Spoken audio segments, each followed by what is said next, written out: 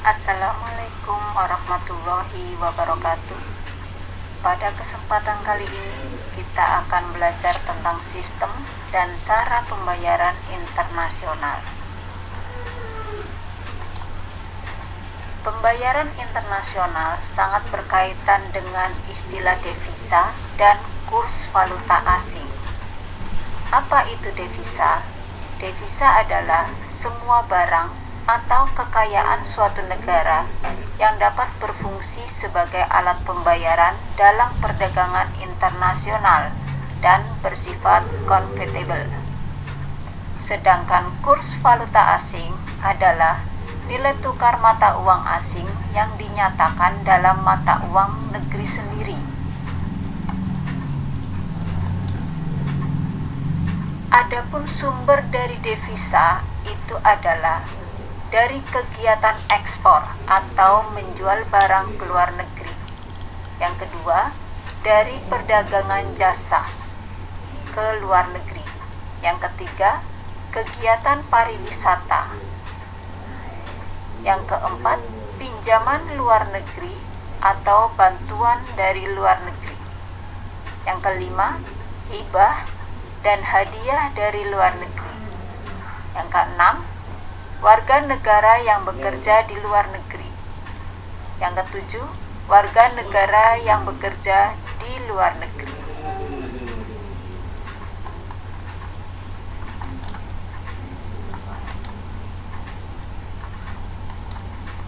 Adapun fungsi devisa, yang pertama yaitu sebagai alat pembayaran antar negara. Yang kedua, sebagai cadangan moneter negara. Yang ketiga, sebagai satuan hitung dan pengukur nilai dalam perdagangan internasional. Yang keempat, sebagai alat penimbun kekayaan. Dan yang kelima, yaitu sebagai alat penukar dalam perdagangan internasional. Faktor dari perubahan kurs valuta asing. Yang pertama, adanya sistem kurs yang dianut. Yang kedua, selera masyarakat. Yang ketiga, keadaan neraca pembayaran. Yang keempat, adanya kebijakan devaluasi dan revaluasi. Yang kelima, keadaan kurs antar negara maju. Yang keenam, kekuatan permintaan dan penawaran kurs.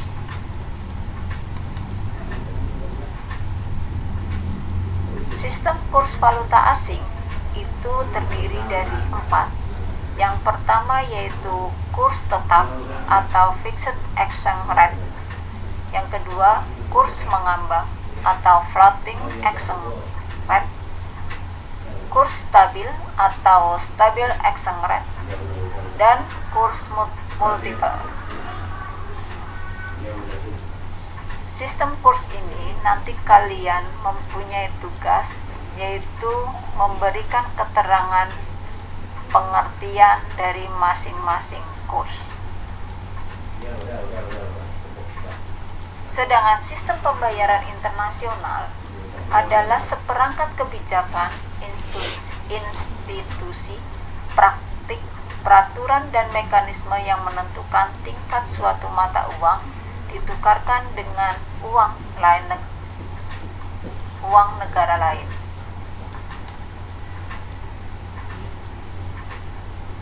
Dalam perdagangan internasional, cara pembayaran internasionalnya bisa menggunakan 5 cara ini. Yang pertama yaitu cash in advance. Yang kedua, open account. Yang ketiga dengan cara commercial bill of exchange. Yang keempat dengan cara private compensation. Yang kelima yaitu dengan letter of credit.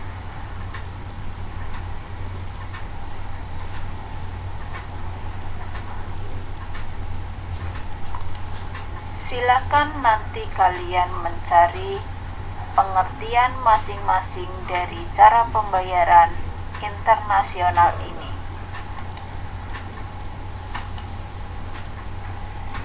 Neraca pembayaran adalah catatan atau dokumen sistematis yang mengikhtisarkan seluruh transaksi ekonomi antara penduduk atau suatu negara dengan penduduk negara lain selama masa tertentu.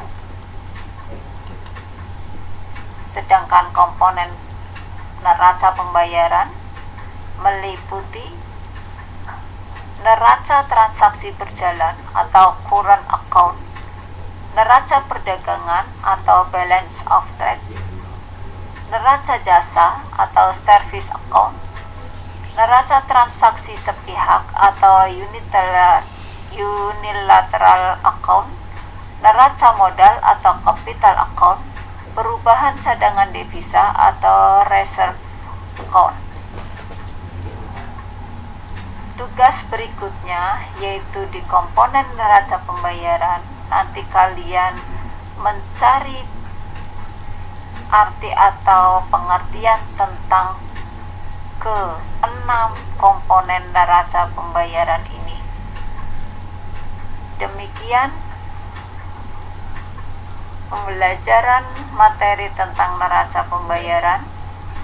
Silakan ketiga tugas kalian kerjakan, kemudian kalian kumpulkan ke dalam Google Classroom. Terima kasih. Assalamualaikum warahmatullahi wabarakatuh.